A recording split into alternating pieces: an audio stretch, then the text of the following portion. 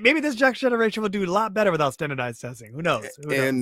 And I think it's a very odd precedent to set to not allow elected officials into federal buildings when they're trying to demand answers for their constituents. Transparency. Because again, the reason that these elected officials were banging on the door for the Department of Education trying to get in the building is because you and me and my wife and everybody, we are calling everybody we can. We're calling our senators, we're calling our congresspeople, we're calling our governors, we're calling our local elected officials and demanding that they do something about this. So when elected officials all go march over to a federal building to demand action for their constituents and they are denied access, what is that called? And with that, I will leave you guys with our positives for the week. Ian, what do you got, brother? My little man, we have a guest. That's, as you guys can see, the background's different. I'm in the man cave, and my little man is lit up because we have company over, and to see him hanging out and getting a different experience, a different energy around, it's the biggest joy ever.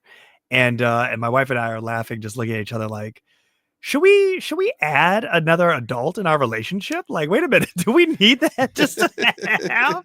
And it's just like, no, that's another person we just want to hate. Like, no, let's not do that. Yeah. And it's like it sounds fun on paper at first, and you're like, no, in theory, no. Yeah. That's extra time in the shower. Not gonna do that. But it's great to have, the family here and people kicking it and just having just to hear the laughter and even the argument down the hallway. You're like, oh, thank God it's not me tonight. All right, here we go. But no, it's just there's a lot of love in the house tonight. So when I get off here, I'll be hanging out. It'll be adults. All the kids are to bed, so it's gonna be a good time tonight. And just let your wife know that I kept it to an hour and 40 minutes. So it's not 2 hours. Oh, believe me, she's looking. She's counting. I know she is. I can feel it. I can too. Ain't watching the show, but I can feel it. I can feel it. Let's see, my positive. My positive is my marriage. The last 9-10 days have been extremely trying for me. Nothing crazy, just like so many things happening all at once. And it just made it a lot. So like we paid off both our cars like 2 years ago, and we've been enjoying no car payments for a while. Yeah. And unfortunately, both of our vehicles both went down the same day.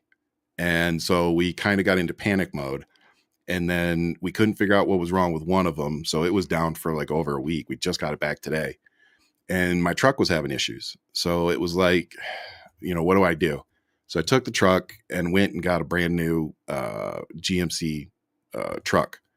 And with it comes a nice car payment that I didn't want at all.